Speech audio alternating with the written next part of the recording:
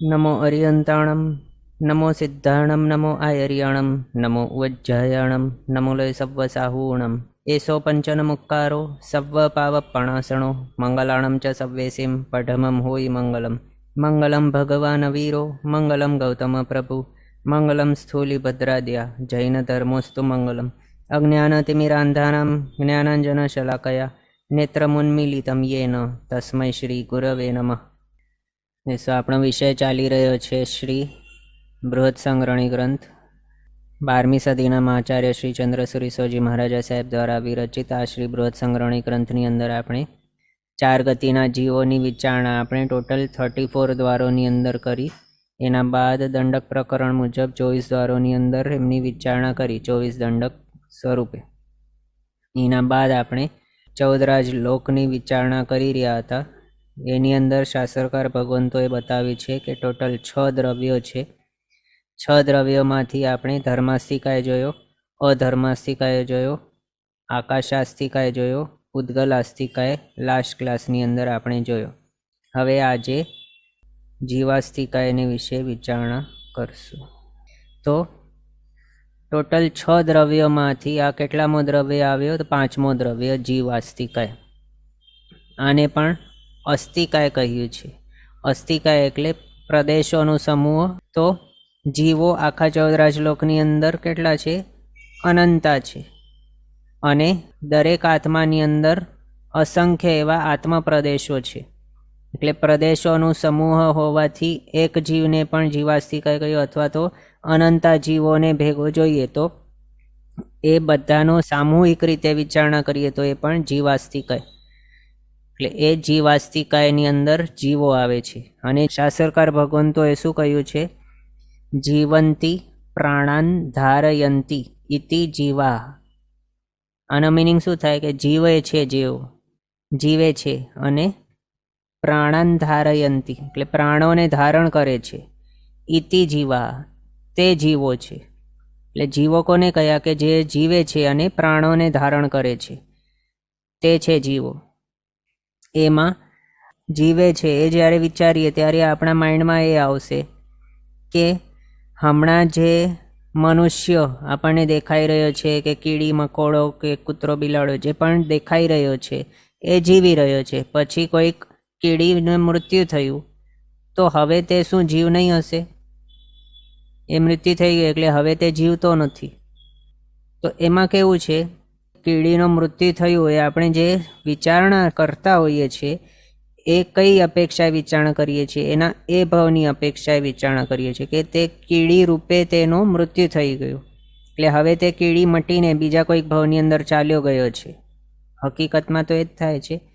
કોઈ પણ આત્મા છે એક ભાવમાંથી બીજા ભાવની અંદર એની યાત્રા ચાલુ હોય છે. જ્યાર સુધી સંસાર એનું ચાલુ છે, સંસારની અંદર પરિભ્રમણ એનું જ્યાર સુધી ચાલુ છે ત્યાર સુધી એક ભાવમાંથી બીજા ભાવની અંદર એની યાત્રા ચાલુ ને ચાલુ જ રહે છે.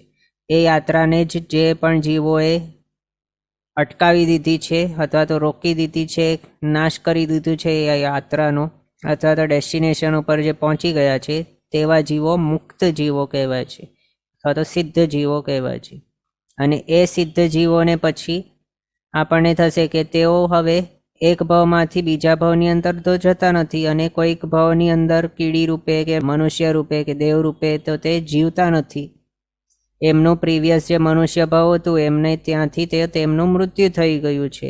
તો હવે મૃત્યુ થયું જેને એને પછી થોડી કહેવાય કે તે જીવે છે. તો શું સિદ્ધ ભગવાન તો જીવ નથી? એ જીવતા નથી. તો તે જીવો છે જ, પણ અહીંયા કઈ અપેક્ષા લેવાની? આપણે જ્યારે વિચારતા હોઈએ કે એકનું મૃત્યુ થયો તો તે મરી ગયો, એ આપણે વિચારતા હોઈએ કે હવે તે જીવતો નથી, એમ આપણે વિચારતા હોઈએ. એ આ ભાવની અપેક્ષાએ માત્ર વિચારતા હોઈએ છીએ. પણ કોઈ પણ જીવનો મૃત્યુ ક્યારે પોસિબલ જ નથી. એની માત્ર ભાવ બદલવાનું કાર્ય ચાલુ છે જ્યાર સુધી એ સંસારની અંદર છે ત્યાર સુધી. પછી જ્યારે તે સિદ્ધ થઈ જાય ત્યારે એનું શું કહેવાય કે તે સિદ્ધ કઈ રીતે થયો? તો 8 કર્મોને સર્વથા ક્ષય કરી દીધા છે તેણે, એટલે જ તે સિદ્ધ થઈ શક્યો છે. અને તે સિદ્ધ જીવો હવે તેમની એ અવસ્થામાંથી નીકળવાના નથી, અથવા તો તેમની તે જે સિદ્ધ અવસ્થા છે તે અનંતકાળ માટે એ જ પ્રમાણે રહેશે. હવે તેઓ ત્યાંથી બીજા કોઈ ભાવની અંદર નથી આવવાના છે, તો તે જીવો જ છે. તો હવે આપણને થશે કે એમના જે પ્રાણ હતા અહીંયા, પ્રાણ રૂપે એટલે સામાન્યથી આપણી માન્યતા અથવા તો આપણો વ્યવહારિક લેંગ્વેજ કેવી હોય છે કે તેના પ્રાણ પંખેરું ઉડી ગયા. કોઈક મનુષ્ય હતો કે કોઈક કૂતરો બિલાડો જે પણ હતો, એ જ્યારે એને આયુષ્ય કમ્પ્લીટ થાય આ ભાવનું, ત્યારે કેવા વર્ડ્સ વપરાય છે કે તેના પ્રાણ પંખેરું ઉડી ગયા, એટલે એનો પ્રાણ નીકળી ગયું. હવે તે પ્રાણ નથી એમાં. અને પ્રાણને કેવા કેવા કયા છે? ઇન્દ્રિય, ઉષા, સાઉ, બલરૂવા, એટલે 5 ઇન્દ્રિય, પછી શ્વાસોચ્છ્વાસ, આયુષ્ય અને મન બલ, વચન બલ, કાય બલ, એ ટોટલ 10 પ્રાણ કયા છે. પણ એ પ્રાણ કોના છે? તો જે સંસારી જીવો છે, કોઈક ભાવની અંદર છે, શરીરી છે, એ જીવોના આ 10 પ્રાણ કયા છે. પણ જે અશરીરી એવા સિદ્ધ ભગવંતો છે, એમને આ 10 પ્રાણ હોય જ નહીં. આ 10 પ્રાણ પૂતગલ રિલેટેડ છે.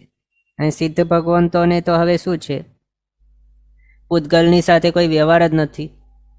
એટલે સિદ્ધ જીવોને આવા આ પૌદ્ગલિક જે છે પ્રાણો 10, એ પ્રાણો નહીં હશે. આપણને થશે આ 10 પ્રાણો પૌદ્ગલિક કઈ રીતે થયા? 10 પ્રાણ એટલે કયા? તો 5 ઇન્દ્રિય, પછી શ્વાસોચ્છ્વાસ, પછી આયુષ્ય, પછી મનોબલ, વચનબલ, કાયબલ. કેટલા થયા? 5 + 1 + 1 7 + 3 10. આ 10 પ્રાણો એ પૌદ્ગલિક કઈ રીતે છે? તો એમ વિચારણા કરીએ તો 5 ઇન્દ્રિય ક્યાં હોઈ શકે? કોઈ પણ જીવ જ્યારે શરીર ધારણ કરે, કોઈક ભાવમાં આવે, એની ઇન્દ્રિય પર્યાપ્તિ વગેરે પૂરી કરે, ત્યારે જ એને એ ભાવ રિલેટેડ ઇન્દ્રિય પ્રાપ્ત થાય. અને એ પર્યાપ્તિ વગેરે જે પણ કરે છે તે શું છે? પૂતગલો ગ્રહણ કર્યા. જો તિર્યંચ અથવા તો મનુષ્ય ભાવની અંદર આવ્યો તો તે ઔદારિક વર્ગણાના પૂતગલોને ગ્રહણ કરે છે અને શરીર વગેરે ઇન્દ્રિયો વગેરે ફોર્મ કરે છે. તો એ ઇન્દ્રિયો શું થઈ? 5 ઇન્દ્રિય જે છે, જે 5 પ્રાણ અહીંયા બતાવ્યા છે, તો તે પૌદ્ગલિક જ છે, પૂતગલ રિલેટેડ જ છે. પછી શ્વાસોચ્છ્વાસ, એ પણ શું છે? તો શ્વાસોચ્છ્વાસ વર્ગણાના પૂતગલો ગ્રહણ કરીને લેવું મૂકવું જે છે એનું ચાલુ, એ જ અહીંયા શ્વાસોચ્છ્વાસ તરીકે કહ્યું છે. કોઈ પણ આત્મા, સિદ્ધાત્મા શ્વાસોચ્છ્વાસ લેતા નથી. એમને શ્વાસોચ્છ્વાસ વર્ગણાની સાથે કોઈ પણ લેવા દેવા છે જ નહીં. એટલે એમને આવું શ્વાસોચ્છ્વાસ રૂપી પ્રાણ હોતું નથી સિદ્ધ ભગવંતોને. પણ આપણા જેવા જે છે શરીરધારી એવા જીવો, એમને માત્ર શ્વાસોચ્છ્વાસ પ્રાણ પોસિબલ છે. એટલે એ પણ શું છે? પૌદ્ગલિક જ છે, પૂતગલ રિલેટેડ છે. પછી આયુષ્ય, આયુષ્ય પણ શું છે? કોઈ પણ જીવને આયુષ્ય છે એ કઈ રીતે પ્રાપ્ત થાય છે? તો પ્રીવિયસ ભાવમાં તેણે અમુક ગતિનો, અમુક આયુષ્યનો કર્મનો બંધ કર્યું છે. અને એ કર્મ પણ શું છે? કાર્મણ વર્ગણાના પૂતગલ જ છે. એટલે કાર્મણ વર્ગણાના પૂતગલો તેણે ગ્રહણ કર્યા, આયુષ્ય કર્મ તેણે બાંધ્યું. એનો મિનિંગ શું? કે તેણે પૂતગલની સાથે વ્યવહાર કર્યો, પૂતગલને પોતાના આત્મા પર બાંધ્યું છે વગેરે. એને ઉદય જ્યારે થશે એ આયુષ્ય કર્મનો, ત્યારે એણે એ ભાવનું આયુષ્ય ઉદયમાં આવશે, અથવા તો એ ભાવની અંદર એ આવવાનું, અથવા તો એ ભાવના આયુષ્યનો ઉદય જ્યાર સુધી રહેશે ત્યાર સુધી એ ભાવની અંદર ટકવાનું એ છે. અને આ આયુષ્ય કર્મ એ શું છે? એ પણ પૌદ્ગલિક જ છે અને પૂતગલ જ છે. એટલે આ પણ શું થયું? આયુષ્ય પ્રાણ એ પણ પૂતગલ રિલેટેડ જ છે, પોતે પૂતગલ જ છે. પણ સિદ્ધ ભગવંતોને પૂતગલની સાથે કોઈ પણ લેવા દેવા નથી. એમનું આયુષ્ય નથી બંધાતો, ઉદયમાં નથી અને આગળ સત્તામાંય નથી પડેલું. એમના આત્મા પરથી આયુષ્ય કર્મ સંપૂર્ણપણે ક્ષય થઈ ગયો હોય તો જ એમને સિદ્ધ અવસ્થા પ્રાપ્ત થાય. એટલે આયુષ્ય રૂપી જે પ્રાણ છે એ માત્ર આપણા જેવા જે છે જીવો સંસારી એમને જોઈ શકે છે. મુક્ત એવા સિદ્ધ ભગવંતોને નહીં હોય. પછી મનોબળ, વચનબળ, કાયબળ, એ પણ હવે શું છે? એ પણ પૌદ્ગલિક જ છે. મનોબળ એટલે શું? તો શાસ્ત્રકાર ભગવંતો એ પ્રમાણે કહે છે કે જીવની એ પ્રમાણેની શક્તિ કે જેના દ્વારા તે વાતાવરણમાં રહેલા મનોવર્ગણાના પૂતગલોને ગ્રહણ કરીને પોતાના વિચારો રૂપે પરિણામ આવીને એનો આલંબન લઈને પછી મૂકે, એને કહ્યું તેનો મનોબળ. એ પણ શું થયું છે? પૂતગલિક જ છે ને બધું જે છે. મનોવર્ગણાના પૂતગલ સ્કંધો તે ગ્રહણ કર્યા પછી એનો આલંબન લીધું અને મૂક્યું, એ પૂતગલ સાથે વ્યવહાર જ કહેવાય. અને એણે એ ભાવની અંદર પોતાની મન પર્યાપ્તિ કમ્પ્લીટ કરી છે, એટલે જ એને આવી શક્તિ મળેલી છે કે જેના દ્વારા તે મનોવર્ગણાના પૂતગલોને ગ્રહણ કરીને એને પ્રોસેસ કરીને મન તરીકે, એટલે મનના વિચારો તરીકે, દ્રવ્ય મન તરીકે એને પરિણામ આવીને પછી એનો આલંબન લઈને એને છોડી શકે. એવી શક્તિ એને ક્યારે મળી? એને આ ભાવની અંદર આવ્યા બાદ મન પર્યાપ્તિ પૂર્ણ કરી છે, એટલે એને શક્તિ પ્રાપ્ત થઈ છે. તો આ પણ શું છે? બધું પૂતગલની સાથે વ્યવહાર છે. પૂતગલો જ છે મનોવર્ગણાના પૂતગલ સ્કંધો, એને ગ્રહણ કરવું, મૂકવું વગેરે. એટલે મનોબળ દ્વારા જે મનોયોગ થતું હોય છે એ શું છે? પૌદ્ગલિક જ છે, પૂતગલ રિલેટેડ છે. એ માત્ર કોને હોઈ શકે છે? તો જે સંજ્ઞી જીવો છે મનવાળા એવા, એમને હોઈ શકે છે મનોબળ. અને એ પણ કોણ હોય છે? આ સંસારી જીવો, એમને હોય છે. પણ મુક્ત જીવોને એ નથી હોતો. એમને તો આત્મ પ્રત્યક્ષ જ હોય છે બધું જ. 14 રાજલોક હોય કે એના બહારના જે પણ દ્રવ્ય છે, લોક અને અલોકના બધા જ દ્રવ્યોના ત્રણેય કાળના જે પણ પર્યાયો હતા, હોવાના છે હમણાં અને થશે આગળ, એ બધા જ તો એમને પ્રત્યક્ષ જ છે, આત્મ પ્રત્યક્ષ જ છે જ્ઞાન.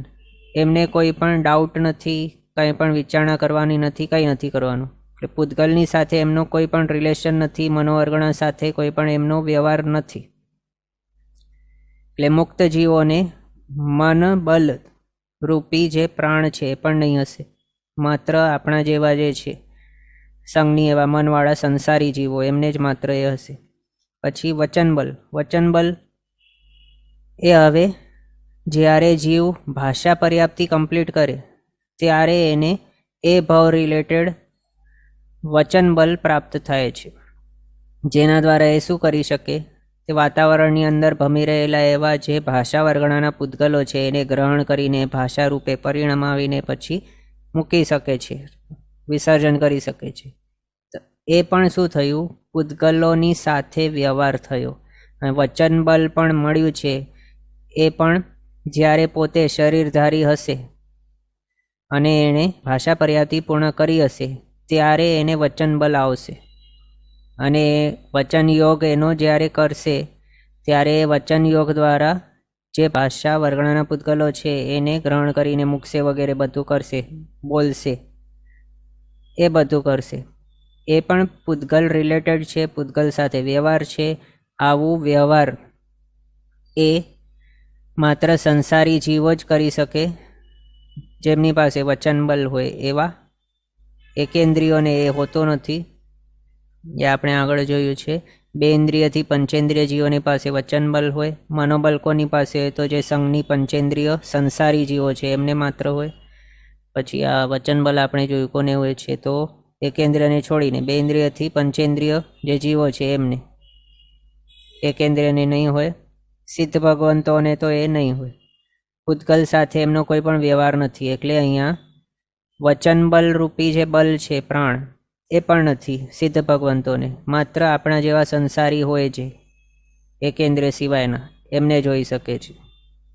પછી કાયબલ. તો કાયબલ શું છે? તો કાય એટલે કે શરીર દ્વારા જે પણ પ્રવૃત્તિ વગેરે જે પણ કરી શકાય એ બધું, એટલે શરીર રિલેટેડ છે તે. કાય એટલે શરીર. તો શરીરનું બળ એકેન્દ્રિયથી પંચેન્દ્રિય બધા જ સંસારી જીવોની પાસે હોય છે. પણ એમના સિવાય જે છે જીવો, એમની પાસે કાયબળ નહીં હોય. એટલે સિદ્ધ ભગવંતોની પાસે કાયબળ નથી.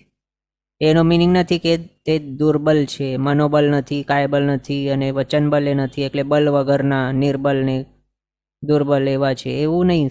પણ તેઓ તો અનંત બલવાન છે. એમને આવા મનબલ, વચનબલ, કાયબલની કોઈ જરૂર જ નથી.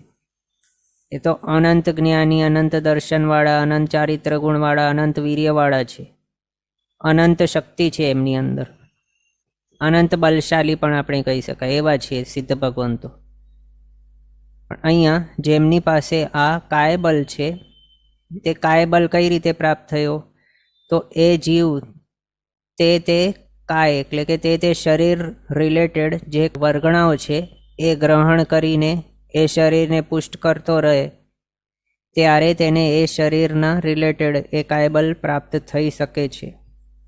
જો સમજો કોઈક જીવને ઔદારિક શરીર રિલેટેડ કાયબલ પ્રાપ્ત થયેલું છે એવું જો કહેવામાં આવે, તો તે જીવે પોતાના તિર્યંજ અથવા તો મનુષ્યપણાના ભાવની અંદર આવ્યા બાદ તે શરીર પર્યાપ્તિ કમ્પ્લીટ કરી હશે, શરીર ફોર્મ કરેલ હશે, એના હિસાબે તેને એ શરીર રિલેટેડ કાયબલ પ્રાપ્ત થયું છે.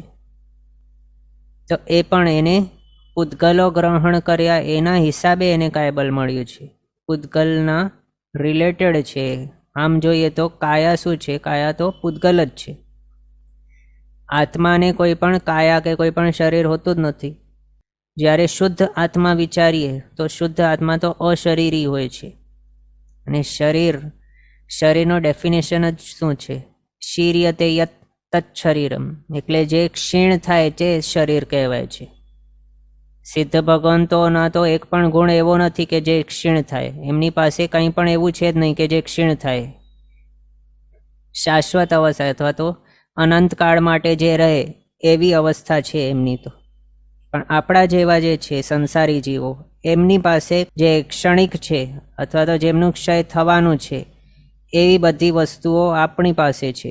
આપણું શરીર પણ કેવું છે? ક્ષીણ થાય છે. જે દરેક સમયે તેની અંદર આપણે જોયું પૂતગલનું કેવું છે સ્વભાવ, પૂરણ ગલન એની અંદર ચાલુ જ હોય છે. એ જ પૂતગલનો આપણો છે શરીર. એની અંદર પણ ડેડ સેલ્સ, આપણે હમણાંની જે સાયન્ટિફિક ભાષા કહીએ એની અંદર તેઓ કહેતા હોય છે કે સેંકડો ડેડ સેલ્સ દરેક સેકન્ડે નીકળતા હોય છે આપણા શરીરોમાંથી. અને એ તો આપણા કેવલી ભગવંતો, જીનેશ્વર ભગવંતોએ પહેલાં જ કહી દીધું છે કે જે પણ પૂતગલો છે, આપણા જે શરીરો પૂતગલથી બનેલા છે એની અંદરથી દરેક સમયે પૂરણ ગલન ચાલુ જ છે. ગલન એટલે જે છે પૂતગલો એ છૂટી રહ્યા છે ફુવારાની જેમ દરેક સમયે. એ વગેરે આપણે જોયું પૂતગલના. એટલે અહીંયા મેઇન વાત આપણી શું છે? કાયબલ જે છે તે પણ પૂતગલ રિલેટેડ છે, પૌદ્ગલિક છે. કાયા તે પૂતગલની જ હોય છે. કોઈ પણ સંસારી જીવ હોય એ બધા જ નહીં. સિદ્ધ ભગવંતોને તો કાયા જ નથી હોતું, એટલે ત્યાં કોઈ પ્રશ્ન જ નથી. એ સિદ્ધ ભગવંતોનો પૂતગલની સાથે કોઈ વ્યવહાર જ નથી. એટલે અહીંયા આપણે જોયું કે 10 પ્રાણ જે બતાવ્યા છે તે બધા પ્રાણો અહીંયા જે બતાવ્યા તે બધા કેવા છે? પૌદ્ગલિક છે, પૂતગલ રિલેટેડ છે. એટલે આ 10 પ્રાણ જેની પાસે નહીં હોય તે જીવ નથી, એમ નહીં સમજવાનું. એમ જો માત્ર સમજીએ તો પછી સિદ્ધ ભગવંતો જીવ નથી એમ વિચારણા આવી જાય પછી. પણ એવું નથી, તે તો શુદ્ધ સ્વરૂપી એવા જીવો છે. એટલે અહીંયા પ્રાણો જે આપણે અહીંયા જોયા 10, તે કેવા ગણવા? તે છે દ્રવ્ય પ્રાણ. આપણે એમ જો વિચારીએ કે સિદ્ધ જીવો, સિદ્ધ ભગવંતો તેઓ પણ જીવ છે, પણ એમની પાસે આ 10 પ્રાણ છે નહીં, તો પછી આ વ્યાખ્યા ખોટી થઈ ગઈ કે જીવંતી પ્રાણન ધારયંતી ઇતિ જીવા, પ્રાણોને જેઓ ધારણ કરે છે તેઓ જીવ છે. આ વ્યાખ્યા પછી ખોટી થઈ જાય જો આ 10 પ્રાણ એમ સિદ્ધ જીવોની પાસે હોતા જ નથી તો.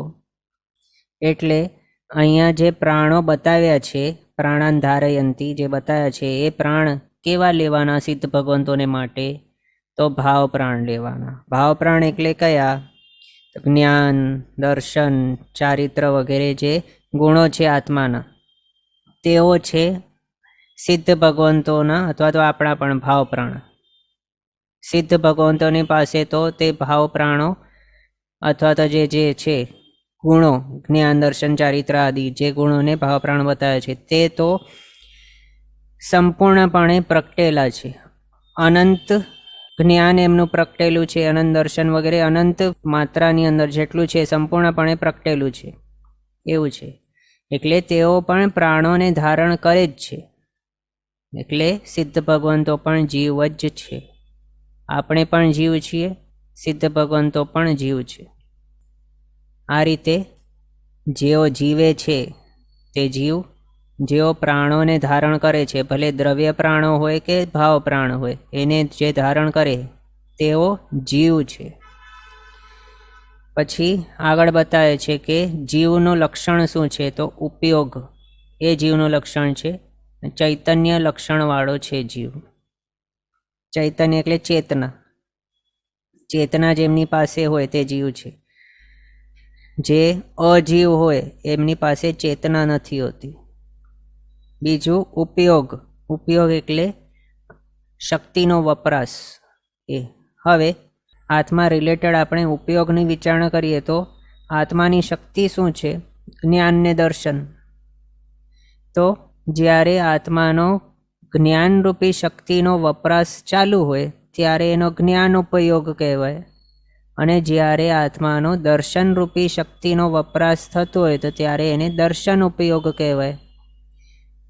અને શાસ્ત્રકાર ભગવાન તો કહે છે કે કોઈ પણ જીવ હોય, ભલે તે નિગોદવાળો હોય કે જે પણ આત્મા છે, ભલે તે સિદ્ધ ભગવંતો હોય કે સંસારી હોય કે પંચેન્દ્રિય, ચૌરેન્દ્રિય, તેઇન્દ્રિય, બેઇન્દ્રિય, એકેન્દ્રિય, જે પણ છે, સૌથી ઓછા ઇન્દ્રિયવાળો, સૌથી અલ્પ એવો આયુષ્યવાળો હોય કે પછી સૌથી મોટા આયુષ્યવાળો, સંજ્ઞી કે ગર્ભજ કે જે પણ એવા હોય, અથવા તો મોટામાં મોટા આયુષ્યવાળા એવા જે દેવો છે અનુત્તરવાળા એવા હોય, કે પછી સિદ્ધ ભગવંતો પણ હોય, તીર્થંકર ભગવંતો હોય વિચરતા, એ પણ કોઈ પણ જીવ છે એ બધા જનો ઉપયોગ લક્ષણ જ છે. એટલે એમને ઉપયોગ તો હોવાનું જ છે. ઉપયોગ વગરના કોઈ પણ જીવ નહીં હોય, અને જો ઉપયોગ નહીં હોય તો પછી એને જીવ નહીં ગણાય, એ પછી અજીવ હોય છે. હવે આપણે આટલું સમજ્યા બાદ એ વિચારીએ કે ઉપયોગ એ બે પ્રકારે હોઈ શકે છે. એક તો છે જ્ઞાનોપયોગ અને બીજો છે દર્શનોપયોગ. આ આપણે પહેલાંય જોયું છે. જ્ઞાનોપયોગ જ્યારે આત્માની જ્ઞાનરૂપી શક્તિનો વપરાશ થતો હોય ત્યારે જ્ઞાનોપયોગ કહેવાયું, અને દર્શન ઉપયોગ જ્યારે એની દર્શનરૂપી શક્તિનો વપરાશ થતો હોય ત્યારે દર્શન ઉપયોગ કહેવાયું છે. અને કેવલી ભગવંતો હોય એમને માટે કહ્યું છે કે દરેક સમયે એમનો જ્ઞાનોપયોગ દર્શનોપયોગ ઓલ્ટરનેટ થતું હોય છે. પહેલાં જ્ઞાનોપયોગ હોય કેવલી ભગવંતોને, પછી દર્શનોપયોગ, પાછું જ્ઞાનોપયોગ. આ રીતે દરેક સમય ચેન્જ થતું હોય. અને આપણા જેવા જે છદ્મસ્થ જીવો છે એમને માટે છદ્મસ્થ એટલે કે જે કેવલી નથી, જે ઘાતી કર્મોથી હજી લેપાયેલા છે, એના ઘાતી કર્મો હજી ઉદયમાં છે, એવાને કહેવાય છદ્મસ્થ જીવો. તો આપણા જેવા જે છદ્મસ્થ જીવો છે એમના માટે શાસ્ત્રકાર ભગવંતોએ કહ્યું છે કે તેમનું અંતર્મુહૂર્તે દર્શનોપયોગ જ્ઞાનોપયોગ આ રીતે ઓલ્ટરનેટ થતું હોય. એટલે દર્શનોપયોગ હોય પછી એના અંતર્મુહૂર્ત બાદ જ્ઞાનોપયોગ હોય, પાછા અંતર્મુહૂર્તે પાછું દર્શનોપયોગ, પાછું અંતર્મુહૂર્તે જ્ઞાનોપયોગ. આ રીતે દર્શનોપયોગ જ્ઞાનોપયોગ, દર્શનોપયોગ જ્ઞાનોપયોગ આ રીતે ઓલ્ટરનેટ થતું હોય છે. આમ નહીં હોય કે કોઈ પણ છદ્મસ્ત જીવને કે સમય ચેન્જ થઈ ગયું, અથવા તો એક જ સાથે જ્ઞાનોપયોગ પણ છે અને દર્શનોપયોગ પણ છે, એ પણ નહીં હોય ક્યારે. અને ઉપયોગ દ્વારની અંદર આપણે આગળ જોયું છે કે કયા જીવને કેટલા ઉપયોગ વગેરે હોઈ શકે છે. ટોટલ 12 પ્રકારના ઉપયોગ છે, અથવા તો ઉપયોગના 12 ભેદ છે. એ પણ કઈ રીતે, તો દર્શનોપયોગને જ્ઞાનોપયોગના અપેક્ષાએ દર્શનોપયોગ જો વિચારીએ તો 4 છે ઉપયોગ, અને જ્ઞાનોપયોગના હિસાબે 8 હોય છે. 4 ને 8 થાય 12. 4 દર્શનોપયોગ કઈ રીતે, તો ચક્ષુ અચક્ષુ અવધિ કેવલ દર્શન એના ઉપયોગ. પછી જ્ઞાનોપયોગ 8 કઈ રીતે, તો 3 અજ્ઞાનોપયોગ, મતિ અજ્ઞાન, શ્રુત અજ્ઞાન અને વિભંગ જ્ઞાન એનો ઉપયોગ. પછી 5 જ્ઞાનોપયોગ એટલે મતિ જ્ઞાન, શ્રુત જ્ઞાન, અવધિ જ્ઞાન, મનોપર્ય જ્ઞાન અને કેવલ જ્ઞાન ઉપયોગ. આ રીતે અજ્ઞાનના 3 અને જ્ઞાનના 5, એટલે જ્ઞાનોપયોગની અંદર આ ટોટલ 8 ઉપયોગ થઈ ગયા. દર્શનોપયોગની અંદર આ ટોટલ 4 ઉપયોગ થઈ ગયા, એટલે 4 અને 8 થઈ ગયા 12. ઉપયોગ 12 પ્રકારના આપણે જાણેલા છે. એટલે ઉપયોગ વગરનો, ઉપયોગ રહિતનો કોઈ પણ જીવ નહીં હોય. જો એ હોય, કોઈક એવો દ્રવ્ય કે જે ઉપયોગ રહિત છે, કે જેનો જ્ઞાન ઉપયોગ એ ચાલુ નથી અને દર્શન ઉપયોગ એ ચાલુ નથી, એવો કોઈક હોય દ્રવ્ય, તો પછી એ જીવ નથી, એ શું છે? અજીવ છે. એની અંદર ચેતના નથી. એ પ્રમાણે સમજવાનું. આ રીતે આપણે જોયા. પછી વિવિધ અપેક્ષાએ જીવના ભેદ જણાવતા આપણે આ રીતે જાણી શકીએ છીએ. માત્ર આટલા જ પ્રકારે હોય એમ જરૂરી નથી, પણ કઈ કઈ અપેક્ષાથી આપણે વિચારણા કરીએ છીએ એ પ્રકારે એ અપેક્ષાથી અલગ અલગ નંબરના જીવો પોસિબલ છે, અથવા તો જીવના અલગ અલગ ભેદો પોસિબલ થઈ જાય છે. તો સૌથી પહેલાં જીવનો માત્ર એક જ ભેદ એ પણ હોઈ શકે છે કે જીવાસ્તિકાય એક પ્રકારનો જ છે માત્ર. એ કઈ અપેક્ષા? એ તો ચૈતન્યની અપેક્ષા, એટલે એની અંદર ચેતના છે કે નહીં. જો ચેતના છે તો જીવ કહેવાય, જીવાસ્તિકાય કહેવાય, અને જો ચેતના નથી એનામાં તો તે અજીવ છે. એટલે ચૈતન્યની અપેક્ષાએ માત્ર એક ભેદ જીવનો. પછી બે ભેદ પણ હોઈ શકે છે. કઈ રીતે? તો ત્રસપણાના હિસાબે. તે ત્રસ છે કે સ્થાવર છે? ત્રસ એટલે શું અને સ્થાવર એટલે શું? તો જે જીવ પોતાના ઈચ્છાથી સુખ કે દુઃખની પરિસ્થિતિની અંદર એક સ્થાનેથી બીજે સ્થાને ગમન આગમન વગેરે કરી શકે તેને ત્રસ જીવ કહેવાય. અને જે જીવ પોતાના ઈચ્છાથી સુખ કે દુઃખની અવસ્થા કે પરિસ્થિતિની અંદર એક સ્થાનેથી બીજે સ્થાને નહીં જઈ શકે પોતાની ઈચ્છાથી, તેને સ્થાવર જીવ કહેવાય. તો એ સ્થાવર અને ત્રસ એ બે પ્રકારના જીવ કઈ અપેક્ષાથી? તો ત્રસપણા કે સ્થાવરપણાની અપેક્ષાથી. પછી બે પ્રકારના જીવ હજી નેક્સ્ટ અપેક્ષાથી. કઈ? કે તે મુક્ત છે કે સંસારી, એ અપેક્ષા લઈએ તો બે પ્રકાર અહીંયા થઈ જાય છે. મુક્ત જીવો જે સિદ્ધ જીવો, સંસારી જીવો કર્મથી લિપ્ત એવા જે છે આપણા બધા જેવા, અવ્યવહાર રાશિની નિગોદવાળા હોય કે વ્યવહાર રાશિવાળા હોય કોઈ પણ, એ પણ થઈ ગયું આપણું. એ રીતે આપણે મુક્ત અને સંસારી એ બે પ્રકાર જોયા, બે ભેદ જીવના. અને વ્યવહાર રાશિવાળા અને અવ્યવહાર રાશિવાળા એ પણ બે ભેદ અહીંયા આપણે વિચારણા કરી શકીએ જીવના. પછી ત્રણ વેદની અપેક્ષાએ જો જોઈએ તો સ્ત્રીવેદી, પુરુષવેદી ને નપુંસકવેદી એ. અને જો મુક્ત જીવોને પણ સિદ્ધ જીવોને પણ અહીંયા આની અંદર આપણે સમાવિષ્ટ કરવું હોય તો અવેદી એ ચોથો આપણે એડ કરી શકીએ. પછી ગતિની અપેક્ષાએ ચાર ભેદ, ચાર ગતિઓ છે: દેવ, મનુષ્ય, તિર્યંચ, નારકી. એ ચાર ગતિની અપેક્ષાએ ચાર પ્રકારના અથવા તો ચાર ભેદ થઈ ગયા જીવના. ઇન્દ્રિયની અપેક્ષાએ જો જોઈએ તો પાંચ ભેદ થઈ જાય જીવના. એક ઇન્દ્રિયવાળા, બે ઇન્દ્રિયવાળા, ત્રણ ઇન્દ્રિયવાળા, ચાર ઇન્દ્રિયવાળા, પાંચ ઇન્દ્રિયવાળા એ થઈ ગયા જીવો. અને છઠ્ઠું પણ પ્રકાર અહીંયા આપણે જોડી શકીએ કે જે અનિન્દ્રિય છે, ઇન્દ્રિય વગરના છે, એવા મુક્ત જીવો જેવા સિદ્ધ ભગવંતો એમના જેવા અનિન્દ્રિય, ઇન્દ્રિય વગરના. પછી છ ભેદ કાયની અપેક્ષાએ.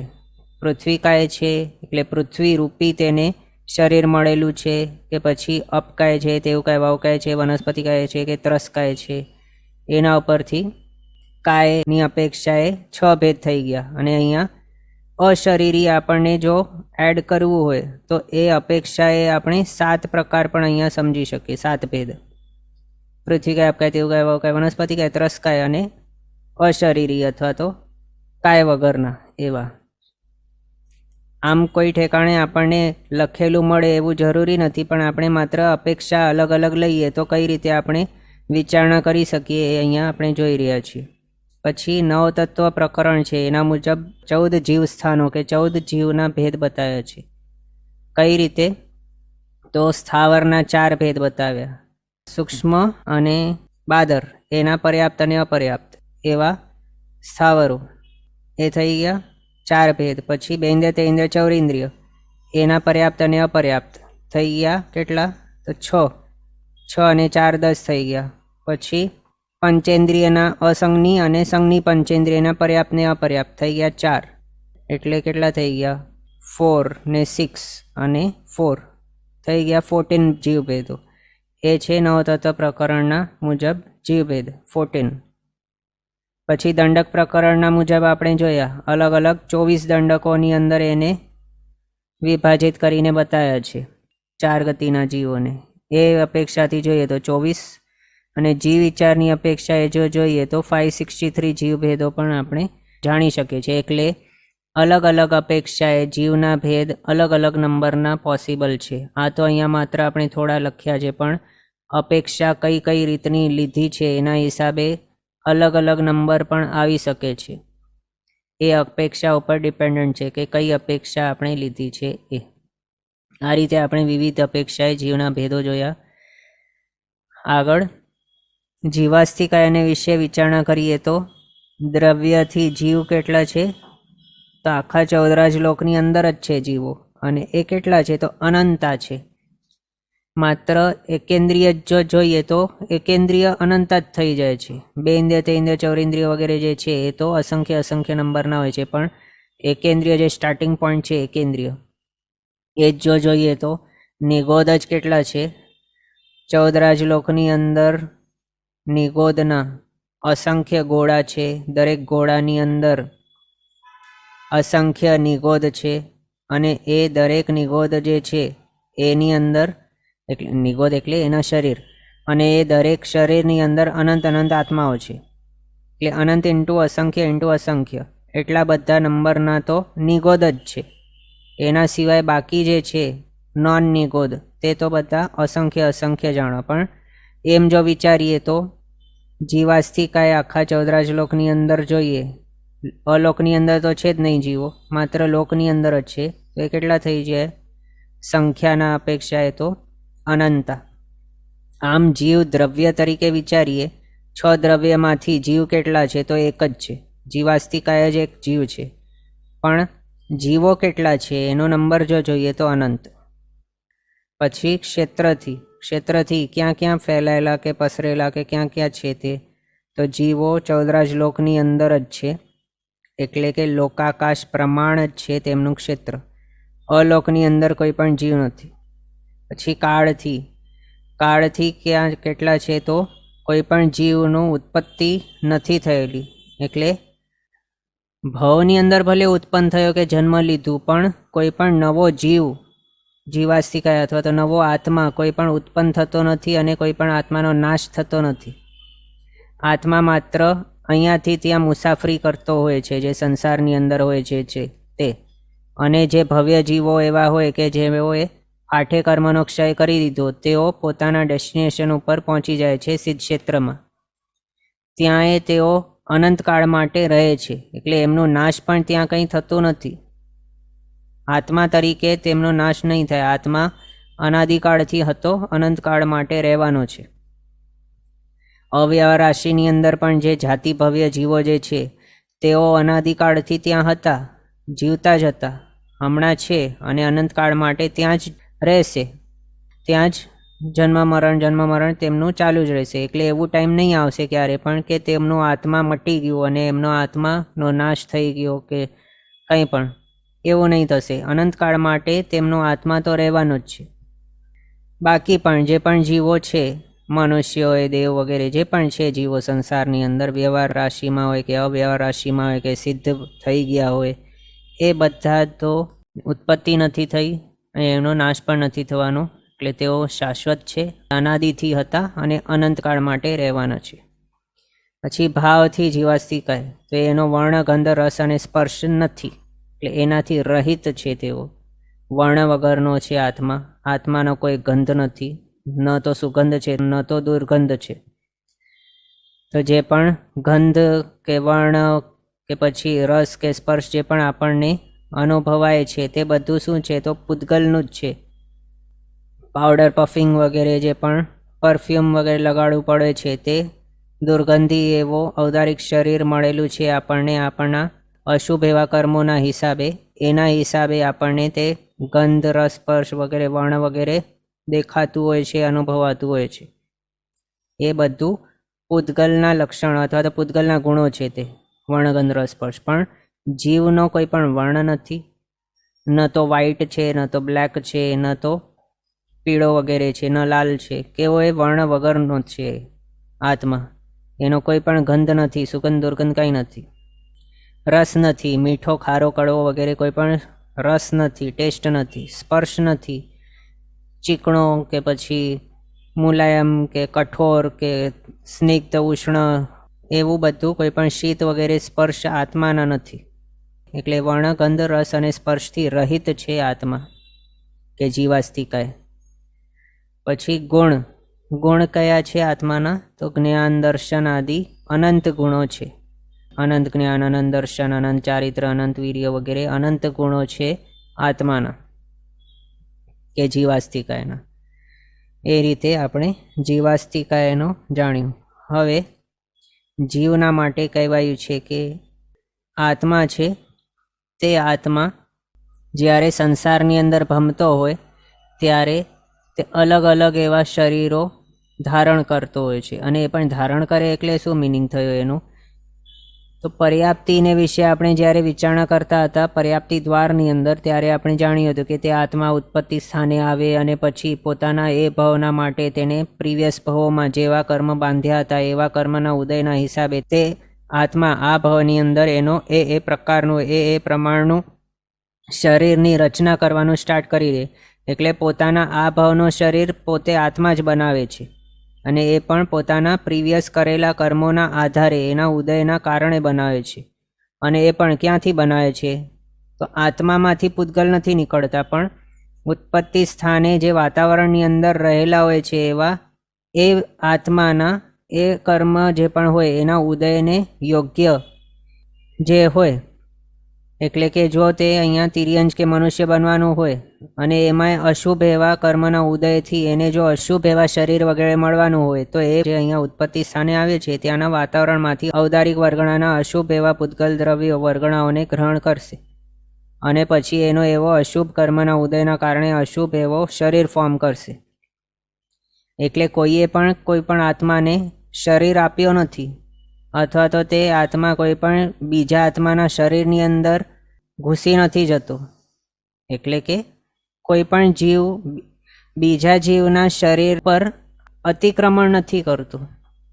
એટલે તે પ્રીવિયસ જીવને ત્યાંથી કાઢી મૂકવું અને એના શરીર પર કબજો કરી લેવો એવું બધું કોઈ આત્મા ત્યાં કરતો નથી, પણ પોતાનો શરીર બ્રાન્ડ ન્યૂ ત્યાં બનાવે છે પોતાના જેવા પણ કર્મ છે એના ઉદયના હિસાબે.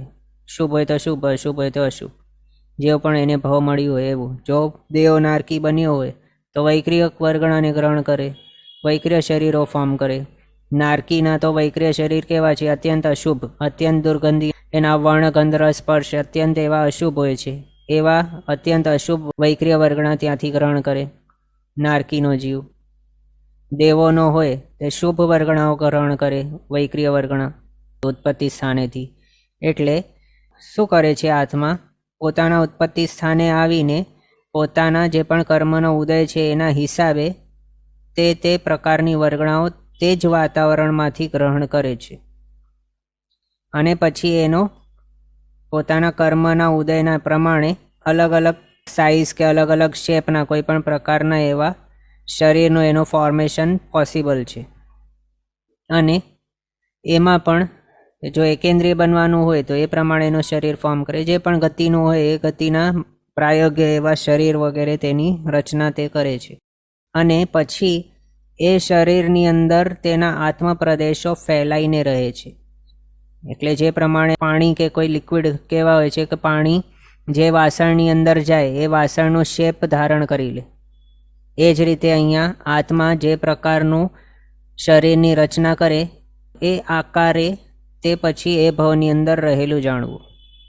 એટલે કંઈ સમજો કે કોઈક આત્માએ અહીંયા હાથી જેવા શરીરનો રચના કરી છે તો પછી તે આત્માનો આકાર તો હોય નહીં, એ તો અરૂપી છે, પણ તો પણ એના આત્મપ્રદેશો કેટલા પ્રમાણના ક્ષેત્રની અંદર ફેલેલા છે, કેવા આકારે તે રહેલા છે. તો એ જે હાથીનો શરીર તેણે ફોર્મ કર્યું છે એટલા પ્રમાણના આકાશ પ્રદેશોની અંદર તેના આત્મપ્રદેશો રહેલા હશે એમ. એટલે પાણી જે રીતે પોતાના ભાજનના શેપ ધારણ કરી લે એ રીતે આત્મા પોતે જે શરીર ફોર્મ કરે છે એ શરીરના શેપને અંદર આવી જાય છે એ ભાવ પર્યંત, અથવા તો એ ભાવની અંદર એને કોઈક વ્યાઘાત વગેરે નહીં થાય ત્યાર સુધી. કોઈ સમજો કોઈક એવા હોય કે જેમને એક્સિડન્ટ વગેરેથી હાથ પગ વગેરે કપાઈ જાય, તો પછી એનો હાથ કે પગની અંદર એના આત્માના જે આત્મપ્રદેશો હતા એ ત્યાંથી નીકળીને ઓરિજિનલ બોડીની અંદર આવી ગયા છે. એ હાથ પ્રમાણનું એના આત્મપ્રદેશોનું જે આકાર છે એ પછી નહીં રહેશે, એટલે પ્રમાણને તે ફેલાયેલા પછી નહીં રહેશે.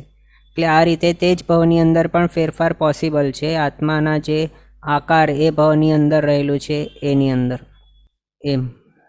પછી એ પણ જો તે જીવ પક્ષી વગેરે જેવું શરીર ફોર્મ કરે તો એવા ટાઈપનો એનો આકાર થઈ જાય એ ભવ માટે.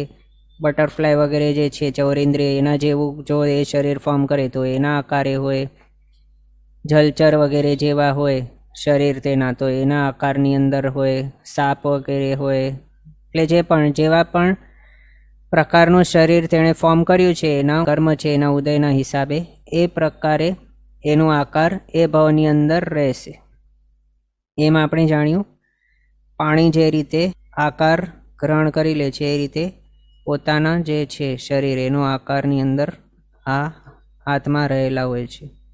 બીજું આત્માના આપણે અહીંયા 3 ભેદો અથવા તો જીવાસ્તિકાય જે છે એના 3 ભેદો સમજી શકીએ. એક તો છે સ્કંધ, બીજો દેશ અને ત્રીજો પ્રદેશ. એમનો જે જનરલાઇઝ વ્યાખ્યાઓ આપણે આગળ જોયેલી છે એ છે સેમ.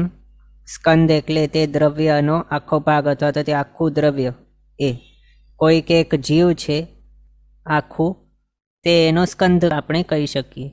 પછી દેશ, દેશ એટલે તે જે છે આત્મા એનો સંપૂર્ણ, અહીંયા આપણે જે જોઈ શકીએ છીએ આખું નહીં પણ એનો એક અમુક પ્રમાણનો ભાગ માત્ર, એટલે માત્ર મસ્તક પ્રમાણનો આત્મપ્રદેશો એના, એને એક દેશ કહી શકાય. અથવા તો માત્ર હાથની અંદર જેટલા આત્મપ્રદેશો છે એ એક દેશ તરીકે કહી શકીએ. કે માત્ર પગના ક્ષેત્રની અંદર એટલે પગને ત્યાં જેટલા એના આત્મપ્રદેશો છે એને એક દેશ કહી શકાય એ આત્માનું, એ પર્ટિક્યુલર આત્માનું. પછી પ્રદેશ એટલે આત્માનો નાનામાં નાનો સૂક્ષ્મ અંશ કે જે કેવલી ભગવંતોની દૃષ્ટિએ પણ હજી આગળ 2 ભાગોની અંદર વિભાજિત નહીં થઈ શકે એવો, એને કહેવાય છે એક પ્રદેશ. તો એ એક આત્માના કેટલા છે પ્રદેશો, એટલે કે આત્મપ્રદેશો કેટલા હોય છે તો અસંખ્ય હોય છે ને, આપણે આગળ પણ જોયું છે અસંખ્ય આત્મપ્રદેશો છે. એમાં એ સિદ્ધ ભગવંતોના આત્મપ્રદેશો નંબર સેમ છે. એક સિદ્ધ ભગવંતના આત્મપ્રદેશ ઇક્વલ્સ ટુ બીજા સિદ્ધ ભગવંતના આત્મપ્રદેશ ઇક્વલ્સ ટુ આપણા ઇન્ડિવિજ્યુઅલ આત્મપ્રદેશ ઇક્વલ્સ ટુ કોઈક કીડીના આત્માના આત્મપ્રદેશ ઇક્વલ્સ ટુ કોઈક નિગોદનો હોય જીવ, જાતિ ભવ્ય હોય કે કોઈ પણ અવ્યવહાર રાશિનો કે વ્યવહાર રાશિ કોઈ પણ નિગોદનો જીવ કે હોય કે કીડી હોય, મકોડો જે પણ હોય, વેલ હોય, કોઈ પણ જીવ છે, કોઈ પણ આત્મા છે, એ બધા જના ઇન્ડિવિજ્યુઅલી જો ગણવામાં આવે કે વિચારવામાં આવે કે તેના ઇન્ડિવિજ્યુઅલી આત્મપ્રદેશો કેટલા છે, તો કેટલા હતા, કેટલા હોવાના છે, કેટલા હશે, તો એ બધાનો ફિગર સેમ જ હોય છે, અસંખ્ય. સિદ્ધ ભગવંતોના જેટલા આત્મપ્રદેશ છે એટલા સેમ આપણા આત્મપ્રદેશ, એટલા જ સેમ બધા જે પણ સંસારી જીવો ફરી રહ્યા છે કે મુક્ત થઈ ગયા છે કે તીર્થંકર ભગવાન વિહરમાન છે કે પછી સામાન્ય કેવલી ભગવાન છે, કોઈ પણ લઈ લો જીવ, એ બધા જ જીવોના ઇન્ડિવિજ્યુઅલી કે એકલો એમનો જ માત્ર ગણીએ તો આત્મપ્રદેશ એમના અસંખ્ય હોય છે. અને એ અસંખ્ય જે બતાવ્યું તે કેટલું છે તો 14 લોકની અંદર જે લોકાકાશ રહેલું છે અથવા તો 14 લોકની અંદર જે આકાશ આસ્તિકાય રહેલું છે એના જેટલા નંબરના આકાશ પ્રદેશો છે તેટલા જ સેમ નંબરના પ્રદેશો હોય છે એક આત્માના. અને ધર્માસ્તિકાયના પણ પ્રદેશો કેટલા છે, કેટલું છે અધર્માસ્તિકાયના પ્રદેશોનું નંબર, તો એ પણ સેમ જ છે. 14 લોકની અંદર લોકાકાશના આકાશ પ્રદેશો કેટલા છે, that equals to ધર્માસ્તિકાયના પ્રદેશો, that equals to અધર્માસ્તિકાયના પ્રદેશો ટોટલ, that equals to કોઈ પણ એક જ આત્માના આત્મપ્રદેશો એમ. અને જો 14 લોકની અંદર જેટલા પણ આત્માઓ ભટકી રહ્યા છે અથવા તો સિદ્ધ પણ થઈ ગયા છે, બધા જના આત્મપ્રદેશોનો નંબરનો જો એડિશન કરીએ તો એ બહુ બધું થઈ જાય. એક જ આત્માનું ગણીએ તો જ એ લોકાકાશના આકાશ પ્રદેશ જેટલું છે, પણ અનંત આત્માઓના આત્મપ્રદેશોને એડ કરી લઈએ તો અનંત ઇન્ટુ અસંખ્ય થઈ જાય. એ તો બહુ મોટો ફિગર થઈ જાય, એ નથી કરવાનું. પણ માત્ર એક જ આત્માના આત્મપ્રદેશોનું ફિગર બતાવ્યું છે. કેટલું છે? અસંખ્ય. તો આ રીતે જીવાસ્તિકાયના 3 ભેદ, સ્કંધ, દેશ અને પ્રદેશ, એમ બતાવ્યું છે. પછી આગળ આપણે વૈક્રિય શરીરની વિચારણા કરતા હતા. એની અંદર આપણે એ જોયું છે કે કોઈ પણ જીવનો, સમજો કે કોઈક મનુષ્ય છે કે દેવ છે, તો એનો મૂળ શરીર હશે કોઈક પ્રકારનું. દેવ છે આ સમજો, તો કોઈક આ દેવ છે, એની પાસે વૈક્રિય લબ્ધિ છે. તો એ વૈક્રિય પોતાની જે લબ્ધિ છે એના દ્વારા વૈક્રિય શરીર ફોર્મ કરશે. સમજો આવું સ્ત્રી જેવું શરીર ફોર્મ કર્યું, પછી એ નાનું આવું શરીર ફોર્મ કર્યું, પછી પોતાના જ જેવા ઘણા બધા એવા આવા પ્રતિરૂપો ફોર્મ કર્યા, કે પછી આટલો મોટો શરીર ફોર્મ કરી દીધો, કે પછી આવો પક્ષી જેવો, કે પછી હાથી જેવો, કે પછી મગર વગેરે જેવો. એટલે કંઈ પણ ટાઈપનો એણે જો ઉત્તર વૈગ્રહ શરીર ફોર્મ કર્યો, તો પછી એનો મૂળ શરીર છે એનું અને આ ઉત્તર વૈગ્રહ શરીર જે ફોર્મ કર્યું છે એનું, એ બંનેનું કનેક્શન હોવાનું જ છે. એવું નહીં થાય કે આ એક આત્મા છે અને આ બીજો આત્મા ઉત્પન્ન થઈ ગયો, એવું નથી. પણ બંનેની અંદર એક જ કોમન આત્મા છે. પણ શું થયું છે?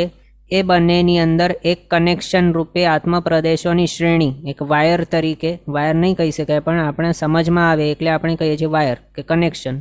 તો એ આત્મપ્રદેશોની શ્રેણીનો એક કનેક્શન રહેલું કમ્પલસરી જાણવું. જો એ શ્રેણી નહીં હોય તો પછી બે આત્મા અલગ ફોર્મ થઈ ગયેલા ગણાય, પણ એવું ક્યારે થતો જ નથી.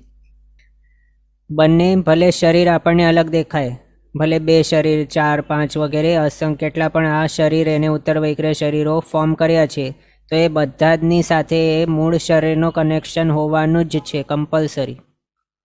મૂળ શરીરના આત્મપ્રદેશો તે આગળ આની સાથે જોઈન્ટ જ હશે, કનેક્ટેડ જ હશે. બધા જ ઉત્તર વૈક્રિય હોય કે જેટલા પણ શરીરો એને ફોર્મ કરે છે બધાની સાથે. એટલે પછી શું થશે? મૂળ શરીરની અંદર જેટલા પણ અસંખ્ય નંબરના હતા આત્મપ્રદેશો, એની અંદર એડિશન નહીં થાય. એટલે આવું નહીં થાય કે સિદ્ધ ભગવંતના જેટલા અસંખ્ય હતા આત્મપ્રદેશો એટલા જ પહેલાં હતા આની અંદર, પણ એણે ઉત્તર વૈક્રય બનાવ્યું એટલે એના આત્મપ્રદેશો વધી ગયા. આટલા એ વધેલા નથી, પણ મૂળ શરીરમાં જેટલા હતા આત્મપ્રદેશો એ જ અહીંયા નીકળ્યા છે, કનેક્શન રૂપે અહીંયા વચમાં રહેલા છે. અને આ ઉત્તર વૈક્રય જે શરીર ફોર્મ થયેલું છે એની અંદર પણ એના ઓરિજિનલ જે આત્મપ્રદેશો છે તે અહીંયા લંબાઈને આની અંદર રહેલા જાણવા. આનું અને આનું બંનેના આત્મપ્રદેશોનો નંબર એડ કરી લઈએ તો મૂળ શરીરની અંદર પ્રીવિયસલી આ બધું ફોર્મેશન કર્યા પહેલાં જેટલા નંબરના અસંખ્ય નંબરના હતા આત્મપ્રદેશો એટલો જ ફિગર આવશે સેમ. આનું પ્લસ આનું કે કેટલા પણ શરીર બનાવ્યા છે બધા જની અંદર એ પર્ટિક્યુલર આત્માનું મૂળ શરીરની સાથે એડ કરી લઈએ આત્મપ્રદેશોનો નંબર તો અસંખ્ય જ હશે. ફિક્સ એ ફિગર છે, એની અંદર કોઈ વધારો કે ઘટાડો ક્યારેય નહીં થાય. એવું નહીં થાય કે આ શરીર જે છે એનો ટાઈમ પૂરું થઈ ગયો અથવા તો કોઈ આ શરીરને હણી નાખ્યો તો પછી એટલા નંબરના આત્મપ્રદેશોનો ક્ષય થઈ ગયો કે નાશ થઈ ગયો, એવું નહીં થાય. આનો જ્યારે સંહરણ થાય અથવા તો આનો જ્યારે નાશ થઈ જાય, કોઈ કે આના ઉપર પ્રહાર કરીને કંઈ પણ કરી દીધું, પછી શું થાય? આની અંદર જેટલા આ હતા આત્મપ્રદેશો તે પાછા મૂળ શરીરની અંદર ખેંચાઈ જાય. એટલે જે નંબર હતું આત્મપ્રદેશોનું એ તો ફિક્સ એટલું હોવાનું જ રહેશે. એટલે એનું એટલું જ રહેશે ફોર એવર. ભલે તે કોઈ પણ ભવની અંદર હોય, કોઈ પણ અવસ્થાની અંદર હોય, અથવા તો ભવની ભ્રમણાનો નાશ પણ થઈ ગયો હોય, સિદ્ધ થઈ ગયો હોય, તો પણ એના આત્મપ્રદેશોનો નંબર છે એ ફિક્સ એટલું રહેવાનું જ છે. આ રીતે સમજવાનું. ક્વેશ્ચન છે સુલસા સતીના સન્સ આવી રીતે હતા. સુલસા સતીના 32 પુત્રો હતા ને, તો એ બધા અલગ અલગ આત્માઓ હતા. એ બધા એક જ આત્માના આટલા શરીરો નહીં હતા. હા, તો આ રીતે જીવાસ્તિકાય વિશે જાણતા આપણે એ જોયું કે જીવ કોને કહેવાય? પ્રાણો ધારણ કરે. પ્રાણ હોય છે 2 પ્રકારના, દ્રવ્ય પ્રાણ, ભાવ પ્રાણ. સિદ્ધ ભગવંતો છે કે સંસારી જીવો છે, બધા જીવો જ છે, જીવાસ્તિકાય જ કહેવાય. અલગ અલગ અપેક્ષાએ જીવોના ભેદ કઈ રીતે હોઈ શકે. આની અંદર જે લિસ્ટ નથી કરેલા એ પણ જીવના જ ભેદ હોઈ શકે. અલગ અપેક્ષાએ જો જોઈએ તો અલગ નંબર પણ આવી શકે છે. જીવાસ્તિકાય દ્રવ્ય ક્ષેત્ર કાલ ભાવથી ને ગુણથી કેવા હોય છે, એના આકાર અલગ અલગ હોઈ શકે છે. જેવા ટાઈપના શરીર તે ફોર્મ કરે એવો આકાર હોય. એમાંય આપણો જે શરીર હમણાં ફોર્મ થયેલું છે અથવા તો સ્પેસિફિક આ જો જોઈએ હાથીનો શરીર, તો એ હાથીના શરીરની અંદર દાંત અહીંયા બહાર નીકળેલા છે આટલા, અથવા તો આપણામાંથી કોઈક સ્ત્રીઓના એટલા મોટા નેલ્સ પણ હોઈ શકે. તો એ નેલ્સનું જે મોટું થયેલું ભાગ જે છે આપણા જ્યારે નેલ્સ વધી ગયેલા હોય કે વાળ મોટા થઈ ગયેલા હોય, તો એ જે છે એની અંદર આત્મા પછી હોતો નથી. માત્ર જે મૂળ હોય છે, નેલ્સના મૂળ અથવા તો જે સ્કિન સાથે જોડાયેલું છે આપણા નેલ્સ, તે ઠેકાણે તે પ્રદેશની અંદર તેટલા ભાગની અંદર આપણા આત્મા હોય છે. પણ મોટા નેલ્સ થઈ ગયેલા હોય કે પછી મોટા વાળ હોય, એ બધાની અંદર આત્મા પ્રદેશો નહીં હોય.